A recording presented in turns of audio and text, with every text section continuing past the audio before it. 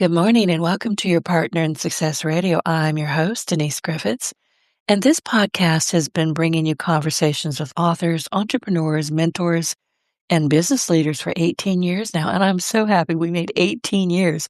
And I'm honored to be ranked in the top 1.5% of the most popular podcasts worldwide.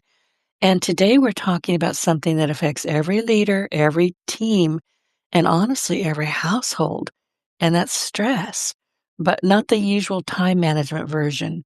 My guest, Carol Rang, says that the number one driver of stress is being out of alignment with your personal values. And she shows leaders how to build organizational values that actually drive strategy. And they don't just sound nice on a poster or on a whiteboard, they actually drive strategy. Today's episode is about values alignment and why stress often shows up when we're out of sync with what matters most. And that alignment has to show up in leadership communication as well. So this episode is supported by Terry Murphy. She's a very dear friend of mine, very famous in the real estate arena. And she helps high achieving professionals rather, lead with clarity, strengthen trust, and communicate in a way that moves people forward. And if you love smart conversations with accomplished women, check out Terry's Women's Wisdom Network podcast. She's fabulous. Tell her I sent you. And now back to my guest. So, what if the stress you feel is not too much to do, but a values misalignment that you keep ignoring? Culture strategist and former Rogers Communication Regional President Carol Ring, I love your last name, joins us to break down why values alignment is the real lever behind healthy performance, strong leadership, and sustainable growth. Carol, I'm so glad you're here. But for anyone meeting you for the first time, can you share a bit about yourself and the work you do and what led you to focus so deeply on values and culture? Thanks, Denise. I'm really looking forward to our conversation today.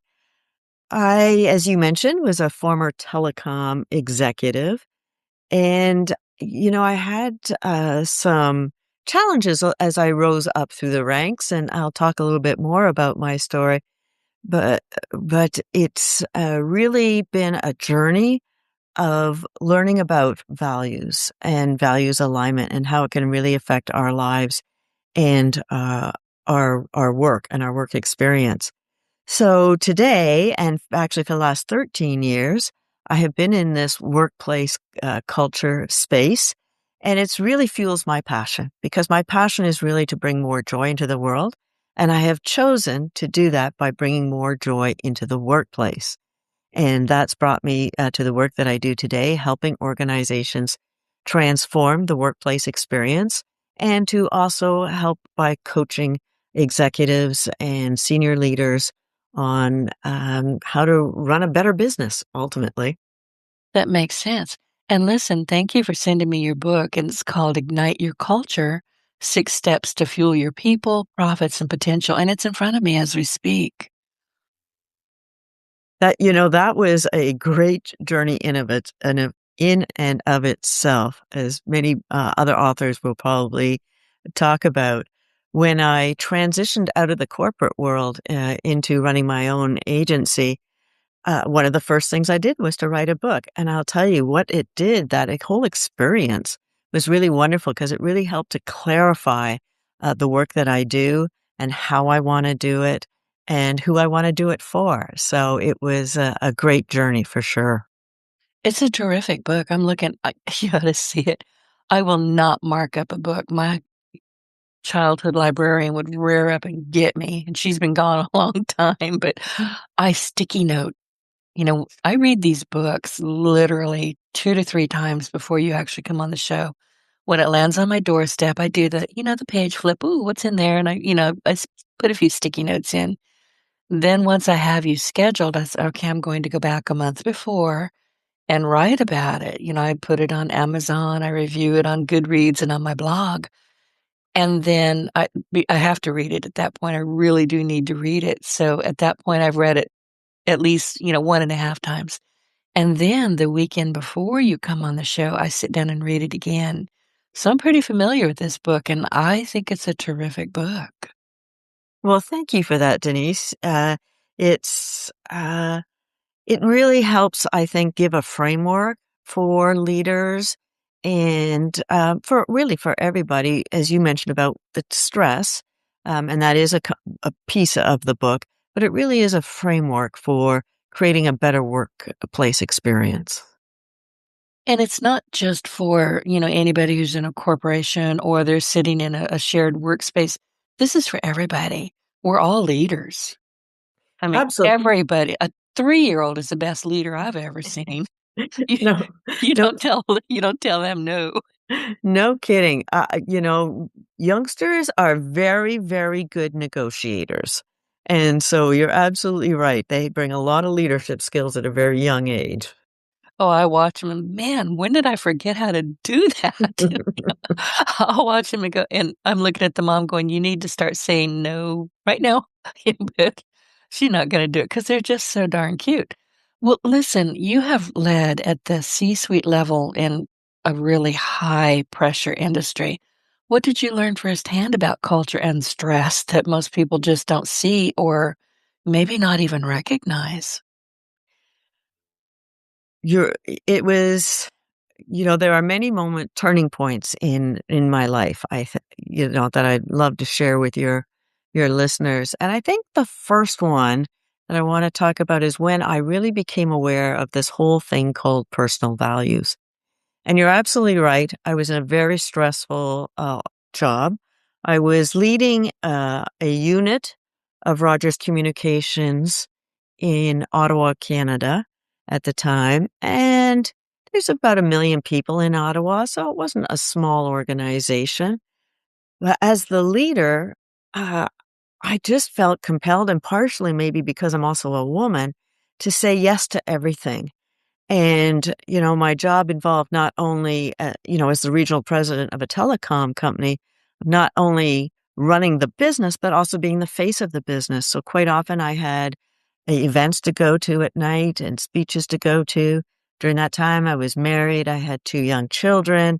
So all of it was a lot, a lot. And I really think I got to a point of burnout or mini breakdown or whatever it was. But I just had to take a couple of weeks off work. I didn't know what else to do. I was just frozen with overwhelm, I guess is how I would describe it.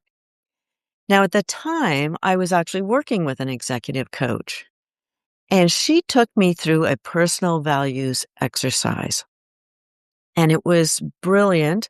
And I have a very similar exercise available that I can share with others to go through this same exercise.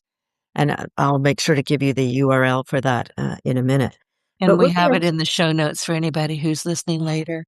It's also perfect. in the show notes. Great. That's perfect. So, what it involved was going through a list of about 80 words and selecting the words that resonated the most for me. So, not right or wrong, just the ones that resonated for me. And I went through that selection period and then process rather, and then she asked me to group them into themes. And it was really interesting to see how words came together. So, for example, I had picked as a theme integrity, respect, and honesty.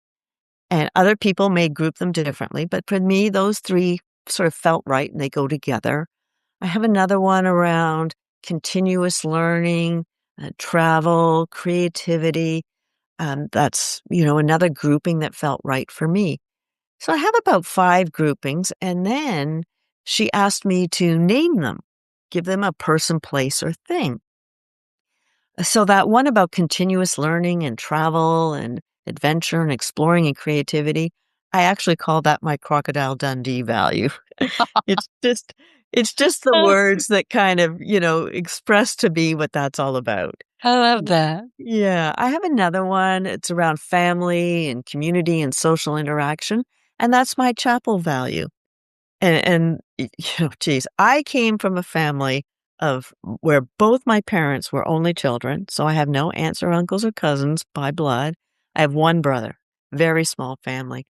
I married into a family. My husband is one of 5, his mother is one of 7. So you can imagine the culture shock of being put into that kind of family environment. But you know what, Denise? I love it. I love that environment. And so, family and community and social interaction is very important to me. And I call that my chapel value. So there you go. But what was really eye opening for me going through that exercise was it really highlighted for me what's most important for me. And it gave me those guidelines or those goalposts where I learned to say no, what to say no to and what to say yes to.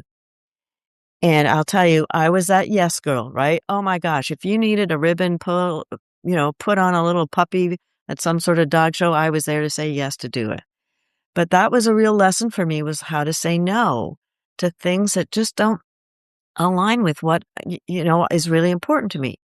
Now, don't get me wrong, you can't say no to everything or yes to everything either. You have to try to balance those things, and you're not going to be in alignment 100% of the time. But when you are in alignment, it's the energy that flows is so amazing. And when you're out of alignment, that's where stress occurs. And that's what I realized. I was so out of alignment with my personal values, right? Family was very important to me, and I was spending almost no time with them. Being able to be creative and have space to learn wasn't there because I was so busy putting fires out in the corporate world. And so I was really, really stressed, and it was because I was really, really out of alignment. And I think that was a very important learning. And I think it's really important for the rest of us to get in sync with that. And the other thing, Denise, that I learned coming out of that is there's really three paths to take to when you find yourself out of alignment. And the first one is to recognize that it's short term.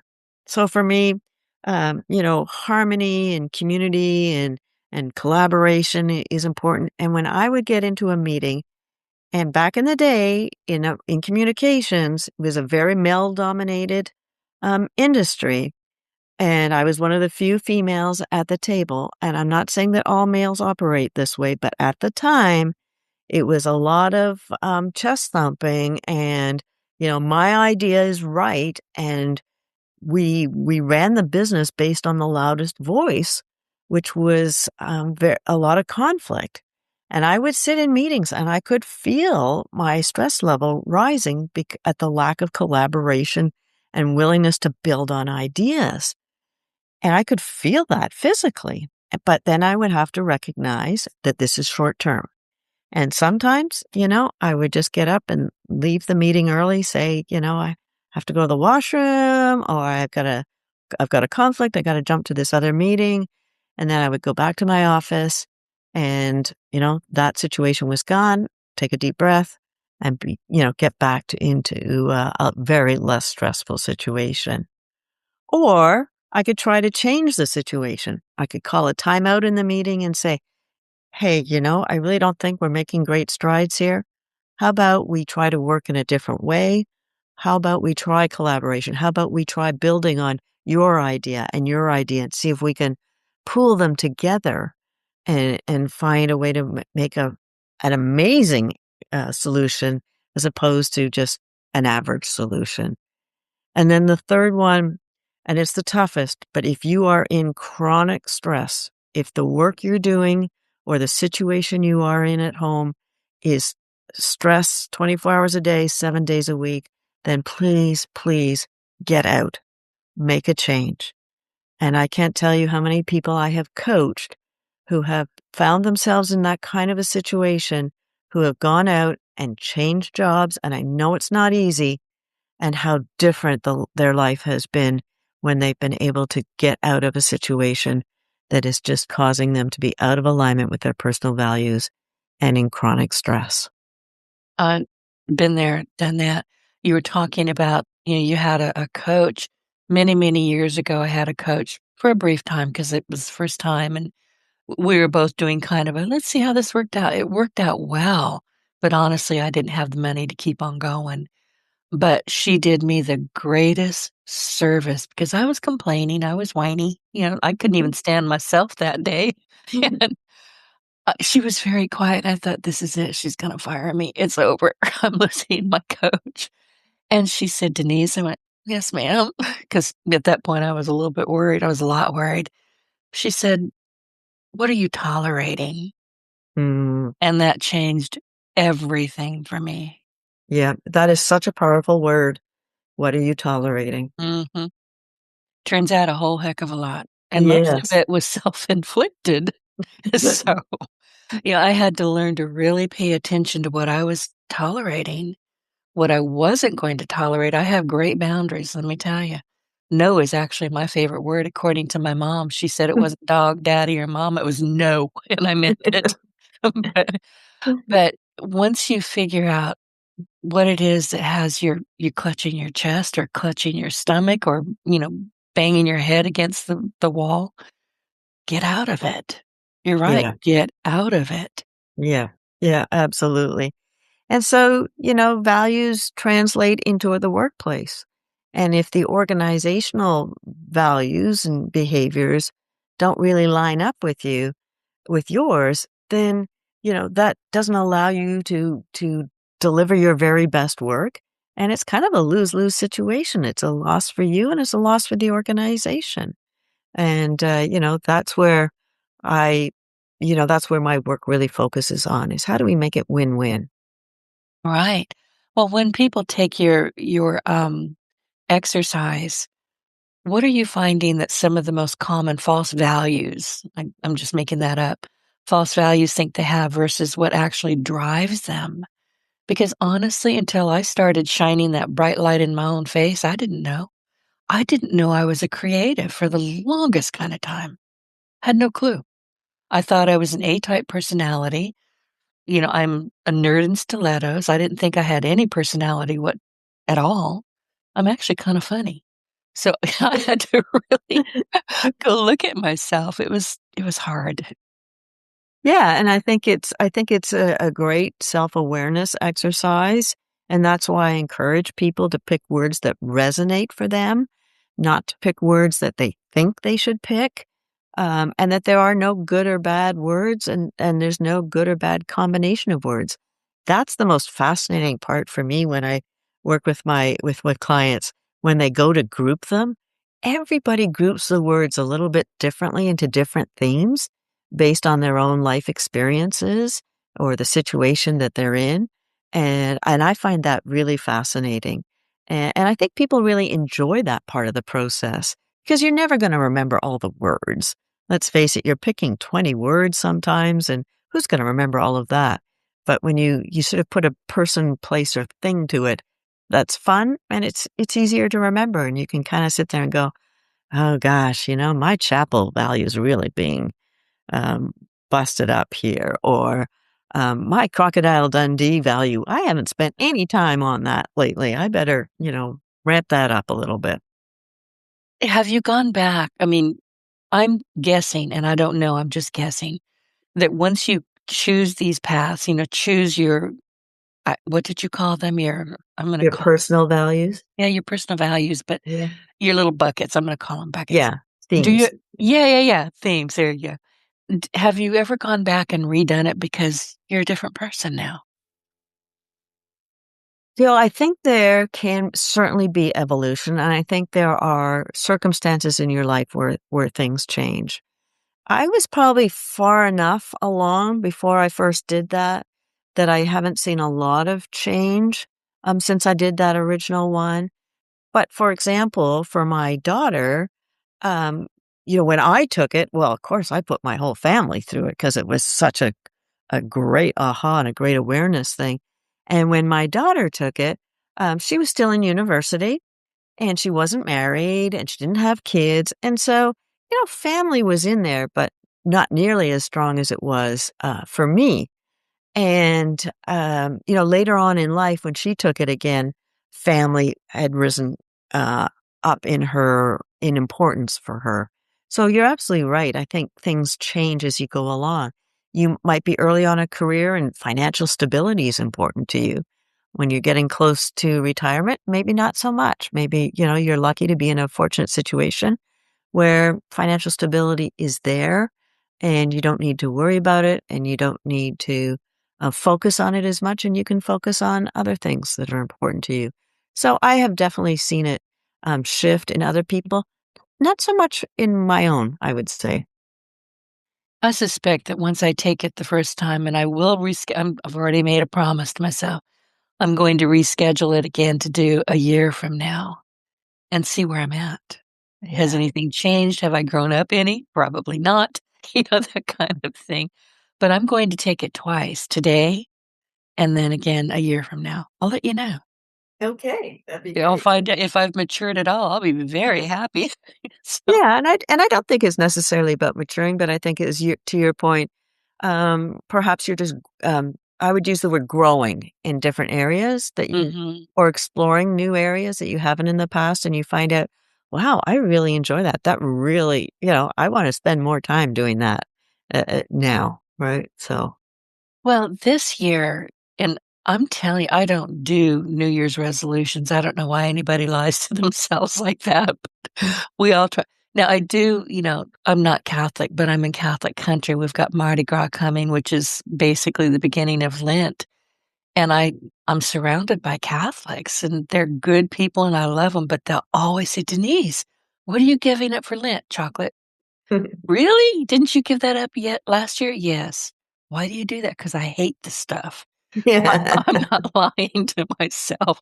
I don't like chocolate or sugar, so I'm safe there. But what I'm finding by reading your book and, you know, choosing values, so many people don't know where to start. And I'm hoping that anybody listening will go ahead and take that exercise. But organizational values and strategy, because we were talking about business leaders at the top of the show.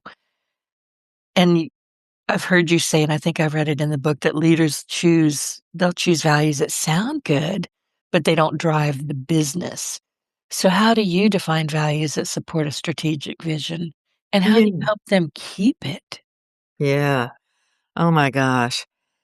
So, one of being aware of your own personal values and what motivates you is really important for leaders as well, because you can pick words like maybe you think Disney has a great culture, so we should have the same values as Disney. I It's was not going to going to, ask you about Disney. Okay, keep going. yeah, yeah, but, but those values may not be the right values for your organization. And if as you as a leader, you have to also be able to walk the talk and live the values of the organization. Because if you're not doing that, then it's just lip service to the words that you've put on the wall. And that's the biggest challenge for business today, I believe, is the misalignment between what you say you need in order to be successful, in order to deliver the strategic plan, and what you actually have in place. Quite often, the values that get picked are aspirational. This is what you want it to be, but it's not what you have. And so that work of going from where you are today to where you think you need to be in order to drive that strategic plan, that's the work that is really so important. And the work that I did in the corporate world that actually drove my own success. I was named one of Canada's top 100 most powerful women because of the business success that I had. And I give credit to that success by the way I was able to build these great workplace experiences that allowed people to do their best work because we created the culture that was right for driving that business strategy. So, we were in telecom. We deliver internet and TV services and wireless services. So you're darn right, customer service had to be a value in there because that's what was going to drive success in the business. Now, were we totally successful in doing that? Absolutely not. But, you need to look at your strategic plan and say, what do we need to have in place? For Disney, customer service absolutely is number one for them, right? They talk about cast members, not necessarily employees, and in their language. But if you are a manufacturer and perhaps you're only manufacturing for one client, maybe customer service isn't one of the top 4 or 5 values that you need for success. Maybe innovation and quality and safety are the right values for your organization. So, Carol, if you had to audit a company's values very quickly, what would you look for? Listen, when I left Ottawa and was promoted to Toronto, and I say promoted with those little air quotes on the side, Yeah, I caught bec- that. because I got promoted into the worst performing division. The division represented 50% of the company. It had over $1 billion of revenue at the time, but the worst performing division. And I sat there and I went, what am I doing here in Ottawa to be so successful that I need to bring into Toronto? And is it scalable? Will I be able to do it at a scale now that's 5 times larger than what I'm currently managing? And I was fortunate right at that moment to be invited to go to a presentation by Richard Barrett. Now, Richard Barrett wrote a book called Liberating the Corporate Soul, and he is a workplace culture guru. And I went in there and he showed me, I remember, I'll never forget it. I was in the basement of a hotel in a big sort of like ballroom. It was packed with round tables and we were, all business leaders. There were probably about 100 of us in a room packed around these tables. And he gave this presentation about his methodology about how you can actually measure culture, not employee engagement, but culture. And it's values based. And for me, it was like the clouds parted, the clarity that he brought. And it was like things that I sort of knew intuitively with a gut feeling. Now I actually had a concrete measurement tool to put into action. And the way it works is basically we ask 3 questions. The first one is all about personal values. You ask your employees to pick the 10 values out of the list, similar to our personal values exercise that we just talked about. We ask the question, pick 10 words to describe what the organization looks like today.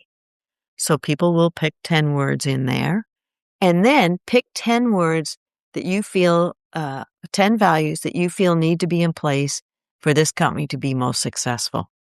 And then we look across those 3 dimensions and we look for alignment. So in the current culture, as I mentioned, quite often, it's aspirational from the top of the house based on what you really have. And sometimes there are negative values that show up. Things like bureaucracy or control or siloed empire building. So those kind of words, the negative values may show up in addition to good words like teamwork and customer service, safety may show up. And so in that current view, we can find out what's really going on in the organization and what it really looks like. And you actually might get 10 all positive values. But what about those 5 values that are on the wall? Are they showing up in the 10 values that people selected? I had a very interesting case of that.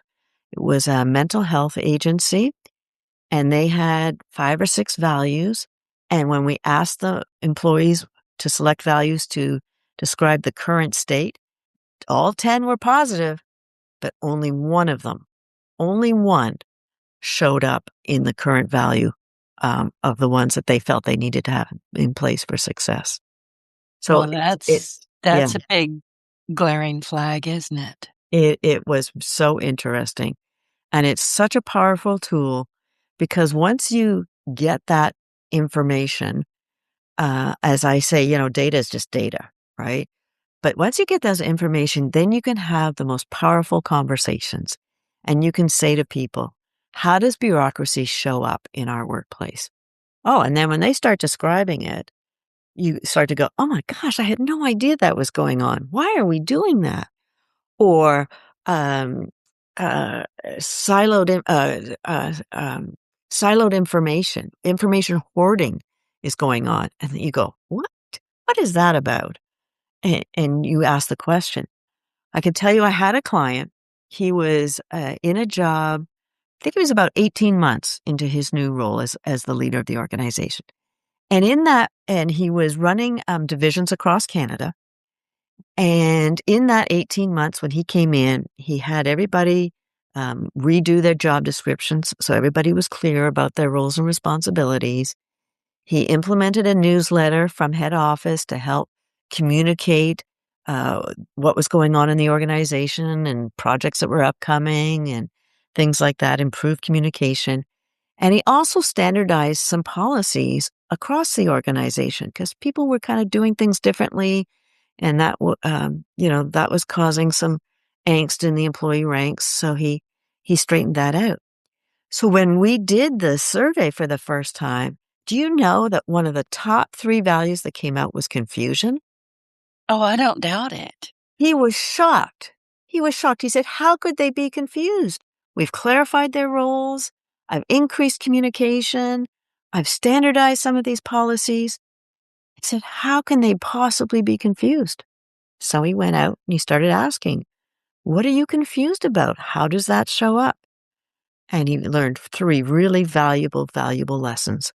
He learned, first of all, that he was pushing too much change through at one time. The capacity for the organization to accept all the changes that he was putting through was it was just too much.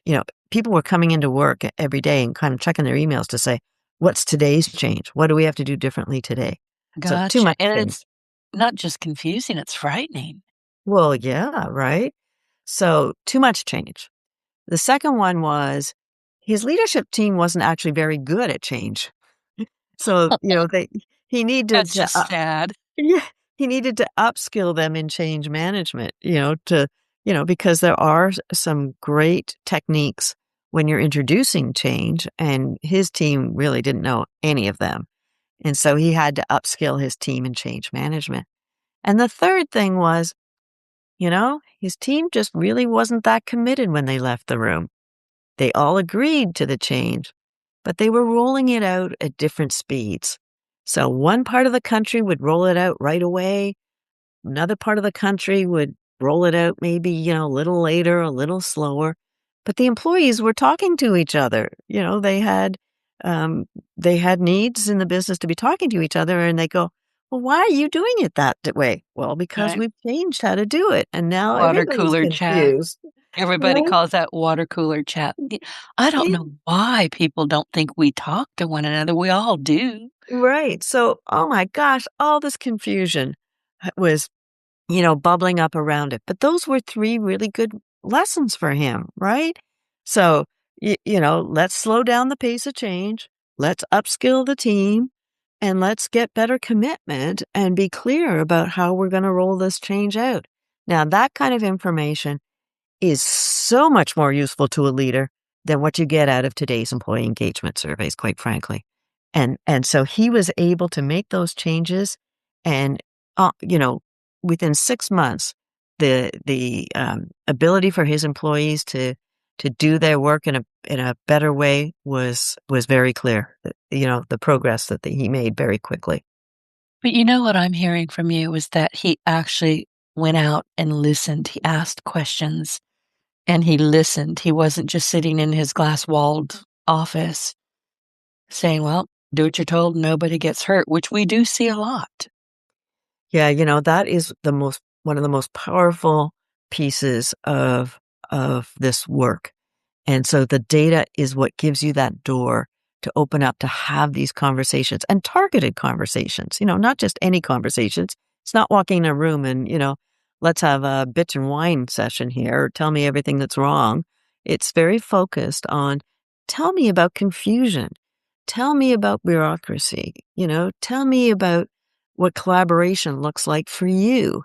Um, so you can really target the conversations. And I'm telling you, you're going to get the answers, right? You're going to learn. You're going to have this long laundry list of things that you can do to improve the organization. You don't have to sit there and try and dream it up. And it's important to understand what employees are telling you. I had another client who did not do that step. What happened in his situation was his employees asked for more coaching and mentoring. So that third question, what else do we need to have in place in order to be successful? And they asked for coaching and mentoring. Now, Joe, he loves mentoring and coaching. Like that was like music to his ears.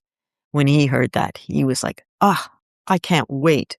And so he didn't go out and ask the question, and he started up a mentoring program for his employees. He trained his leaders on how to be good mentors, and they set up a matching program. And for about a year, maybe 14 months, they ran the program.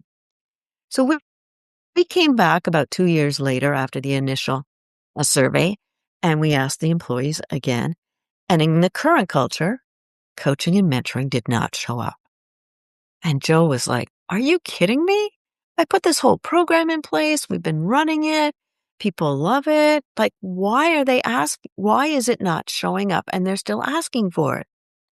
Well, then Joe took the time. He went out and he asked them, "What are you looking for when you say you want more coaching and mentoring?"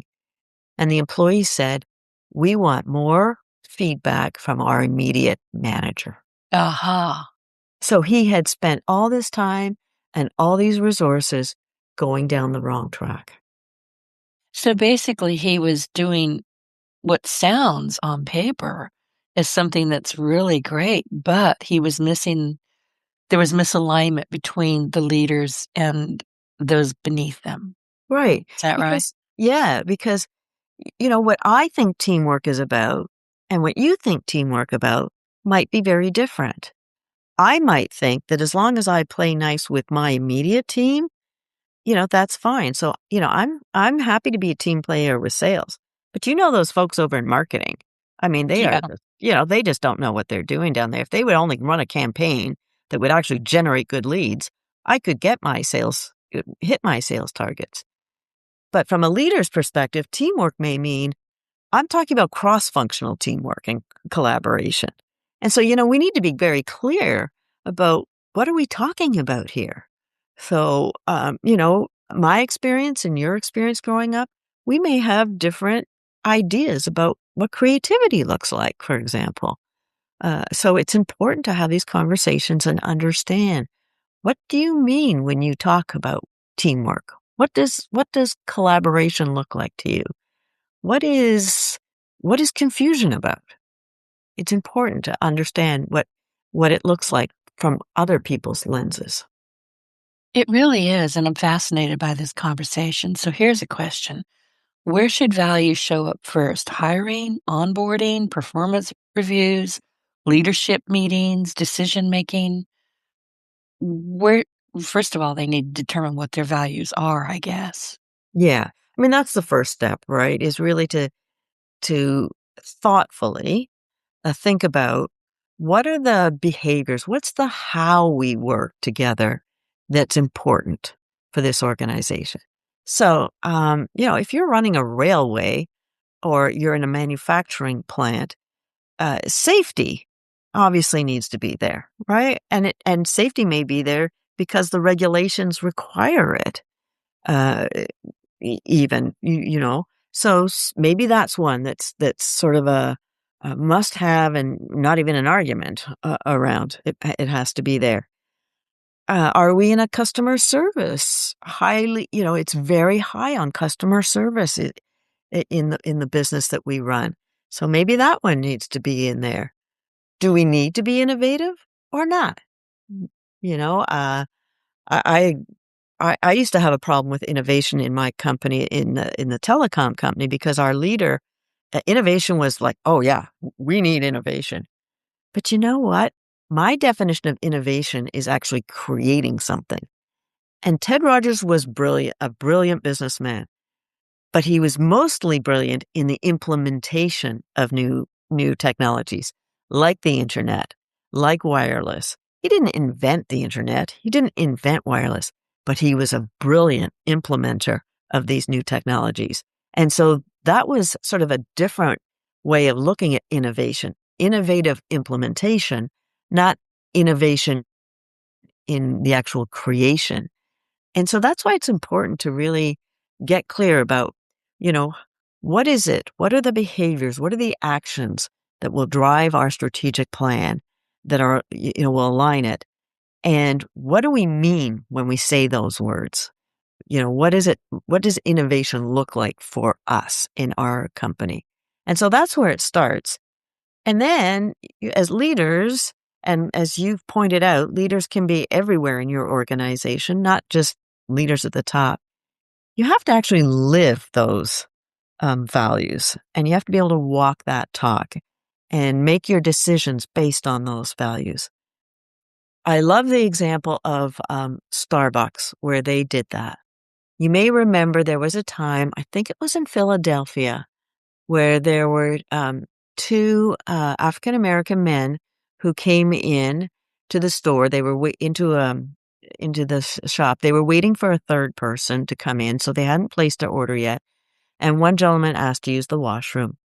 And there was a kerfuffle there. They got refused, and then they kind of got the police got called in, and they were accused of trespassing, and the whole thing escalated very, very quickly. Now, Starbucks could have taken one path that was the easy path that many of us have taken that would have said, oh, the store manager didn't act the way we would expect them to have acted. That's not the way we train our employees. That's not the way we want them to interact with our customers. And, we're going to give her some extra coaching and, or maybe they would have even fired her, right? That's the easy way out to get out of that. But that's not what happened there. Starbucks recognized that they had an issue, and they went back and said, why did this employee act this way? And maybe she's not the only one acting this way. And so they brought in some tremendous unconscious bias training, and they shut down all their stores in the US for a day and all their stores in Canada for a day and put everybody through the training. They made that training available on YouTube for other companies to use, and they actually invited these gentlemen in to help them and provide some input into creating that training, because this was not the way that they want their organization to run. And they took that value very seriously and did not take the easy way out. So they really I leaned wasn't into it aware of that. I had not and heard lived it. that. Yeah. Yeah. Yeah. So it's in those moments of crisis where, especially when your culture is tested, but you really, putting the words up on the wall and not living them just jades your employees. And listen, we've all gone through this exercise. Come on, where we sit down and we say, "Yeah, let's define our culture. Let's relook at our values." And then we put up brand new posters, and we have town halls, and we have rallies, and people get little desk trinkets with the words on them, and we all have fun. And then nothing else happens, right? And the whole exercise slips away. And I call that a fad, fun and done, because the real work comes into saying, okay, now that we've defined them, what do we really have? And how do we make sure that we um, hold everybody accountable and we hire for these new values and move us forward into creating this great experience that will create a great business. And that's why I say a great culture delivers better bottom lines. So, there is a business reason for having a great culture. Exactly. And remember, I told you about sticky notes. I am on page 59, and we're talking here. This is chapter 8, the ignite process. And I'm going to tell our audience very quickly what that is. I is for inquire, G is for gather, N is for name, I is embed, IMBED, T is track, and E is evaluate. Let's talk about the ignite process, because I think it's pretty important for our audience to know where they can learn more about it and what it's all about. Yes. And the reason I built this framework is because people really, when they talk about culture, in many ways, it feels very nebulous, right? It's touchy feely. It's woo woo. I mean, what does Yeah, it right. actually mean? How do you fix it? How do you Yeah, identify it? What the yeah, heck was that? It just whizzed past me. yeah, all those things, and like, oh, yeah. And I'm an accountant by trade, so I am on the technical side of things, and I love data and numbers and things like that. I would not be described as the woo woo leader. coming in by any stretch of the imagination. But having a framework makes it concrete. So the I, the inquire, that's the assessment tool. It's not an engagement survey. I want to make that very clear. I think engagement surveys were great when they came out, but I think they've really lost their effectiveness. So using a culture tool to get the data, that's the inquire. Gather is that powerful conversation that we were talking about. Let's gather more information about what this data really means. Let's dig in and get more information and context around the inquiries that we've made. The name is to name the values that are important to running your business. And, so having the data about what you've already got, it can be helpful because maybe there's some secret sauce there that is really working, and we want to keep that, and let's acknowledge that. And great. I told you that story about Joe. Joe absolutely believes that every customer is a potential referral. Like, he wants customers to feel that way about the service that they deliver, that they would refer him in a nanosecond. He talks about that all the time. And so when we do his culture survey in the current culture, I'm telling you, customer service, customer fulfillment, it's number one because he just talks about it all the time, and it is their secret sauce. It absolutely is part of their secret sauce. So name it, describe it, define it, what the values are.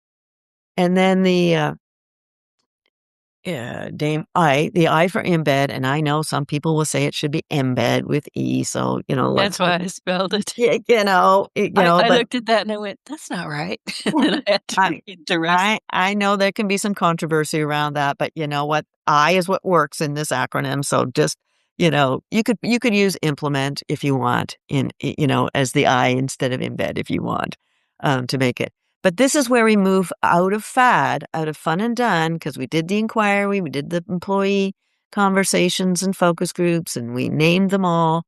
We move out of fad and we move into implementation. And this is the hardest part. This is the hardest part.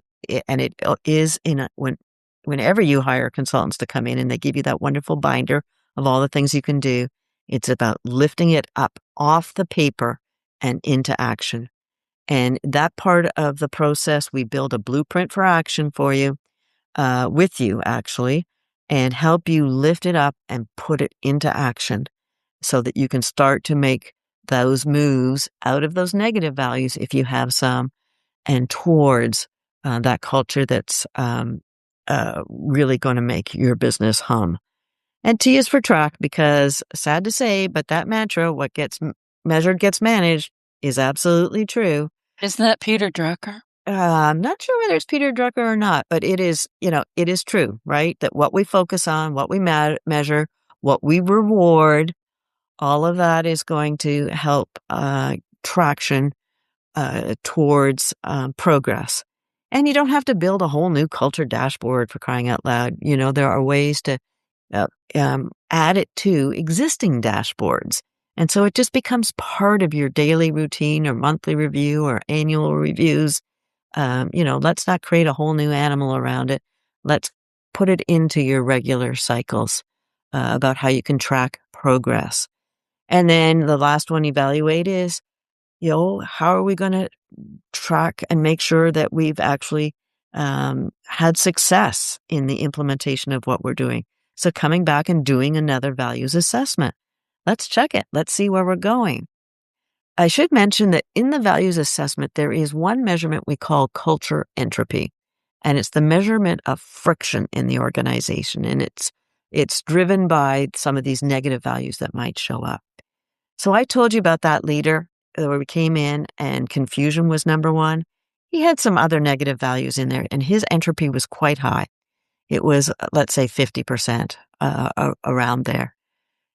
I've done many surveys with them since, and he has dropped that cultural entropy from 50% to 33%, down to 28%. I mean, he is seeing those numbers come down, and on the flip side, he is seeing his business results go up. And so, being able to come back in and measure that entropy and seeing the progress that you're making, on your culture transformation is so important to be able to, you know, to check in and see where you're at, where you might change some of the areas that you need for improvement, or just keep progressing even further along a plan that you've got in place. Oh, I love that. I'm taking notes. I had to grab another stack of index cards. One of the things that you said earlier on that really caught my attention was, you were in this group and there's always the big talker, the loud guy. He takes up all the oxygen in the room. But I would say, just from watching people myself, I'm a people watcher. The quiet ones are the one they really can be your secret sauce because they're watching, they're listening, and they're taking notes. And you may wanna chat with them. Oh, "How's everything going? What are you seeing?" We don't hear you in meetings. What's on your mind?" yeah, absolutely. And there's a few things in that. And, one is understanding that different people have different communication styles, not right, not wrong. But, really understanding what different communication styles look like. I tend to be that quiet one. I'm processing the information in my head first before I speak. I worked with Earl. He was a fantastic colleague to work with, but Earl processes while he speaks.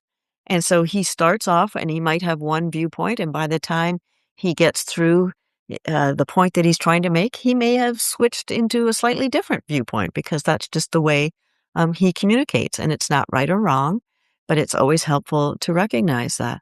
Secondly, if you have respect and teamwork and collaboration is sort of one of your values in your organization, then as a leader, you have to make sure that you're walking that talk and making sure that you are allowing that space for collaboration and encouraging those and creating the safe space for those who may be quieter to speak up, and that it's important for them to demonstrate collaboration too. And it might not be easy for them at first, but you have to create those safe spaces for them. So absolutely, there's a lot going on in a meeting for sure. And just because somebody's quiet doesn't mean they're not paying close attention. I'm warning you right now, I'm an introvert. I'm always the quietest person in the room, and I'm always the first person out of the room because I get drained, but I have so many notes and so many thoughts in my head that I can't wait to get to somewhere where I can either speak them into my phone so I can write them down later, but I'm paying attention. Many of us are. Yeah, absolutely. Everybody is. There's a great quote, and right now I cannot remember who actually said it, but it said, "Don't worry that your children aren't listening to you. Worry that they're watching you." Exactly. And that's what employees are doing. Mhm. You know, We're it's doing not. it all over the world right now. Everything Yeah, is at our fingertips. We're watching, we're paying attention. And if we see a crack in your culture, we're probably gonna bail. yeah, yeah. And listen, and bailing can sometimes be a good thing because sometimes you're just a round peg in a square hole. True. People say, "Oh, we let them go because they wasn't a good culture fit." It's not that they weren't. It's yes, it was maybe a wrong fit, but yes, because they were the square peg in the round hole, and they're going to go over to another company where they're a square peg in a square hole, and they're going to blossom and be able to do wonderful, wonderful things. Exactly. And here's another sticky note, Zappos. I remember Zappos. I was one of their earlier customers. And of course, he had a terrible end, but talk to us about Zappos. Yeah, Zappos was really, and Tony Sue, where it was really one of those early adopters of recognizing culture and how culture is so important. Exactly. And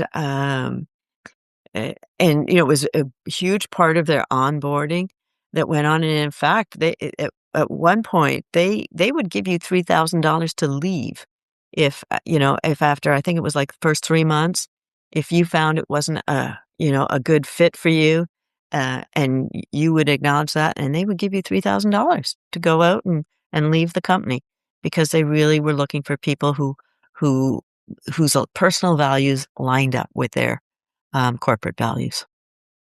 I was fascinated with that company. I mean, everything they did was just new Yeah. and things that we had never heard of or seen, and it's like and I still have some shoes that I got from Zappos. I'm a nerd in stilettos. But, his that was a fascinating story, and I was so sad to see it end the way it did. Yeah, yeah. Well, time does move on and things shift, and that's another thing about organizational values. They can shift too. If you're a startup, um, the way the company needs to operate is very different than maybe you're much more mature and you've been around for 50 or 60 years. So, as companies go through their life cycle, their organizational values may need to shift as well. Exactly. Carol, for the listener who leads a team, what's one change they can make this month to bring values to life? I would say commit yourself to work on one of your organizational values. Pick one that you can lean into, that resonates with you, and focus on that over the next month and try to bring it live it more fully for you and your team over the next 30 days. Got it. And we are running out of time, but I still have questions. What is the simplest question a manager can ask to reduce stress on their team? What can I do to make your job easier? What what Oh, what is a barrier that is standing in the way of you being able to do your job in a better way? Help me understand that. see, that's beautiful. Carol, where can people find you, and what do you have for them to start clarifying their personal values? I know you mentioned the exercise, but where can people find you, and where can they find your book? Yeah. So they can find me at Carol Ring, CarolRing.ca. That's the website. You can find the book there. You can find the book on Amazon. And thank you, Denise, for your wonderful review of the book. And the personal values exercise. The URL will be in the notes, but it's www.carolring.ca personal-values-exercise. I am taking that today. It's on my list. I have a to-do list. And I try to keep my to-do list pared down because I know that I'm not going to do more than 3 important things. I scratched one of them out and I moved it to tomorrow and I put in take that assessment. So anyway, everybody, listen, thank you for joining us. And stress is a signal. And very often it is pointing straight at values misalignment, whether it's in your home, whether it's in business, but it is misalignment. And Carol Ring founded Culture Connection to help high achieving leaders. I'm at the point at that hour long where I can't talk no more.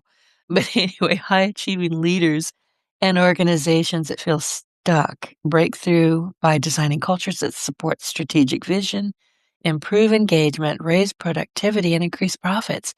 And as she noted, she has been recognized among Canada's top 100 most powerful women and as a Canadian Woman in Communications Woman of the Year. Congratulations, Carol.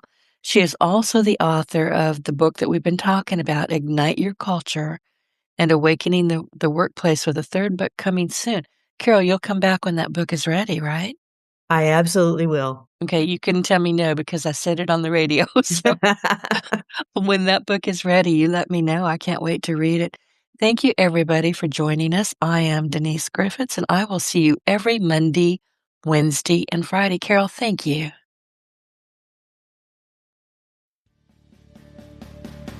Get your voice heard.